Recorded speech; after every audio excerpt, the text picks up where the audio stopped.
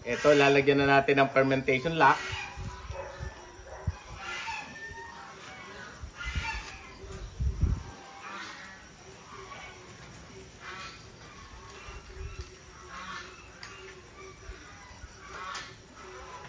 So start na siya ng fermentation. So lalagyan lang natin ng medium ang ating fermentation lock. Ito, alcohol. So para siguradong hindi magkakaroon ng mikrobyo ang ating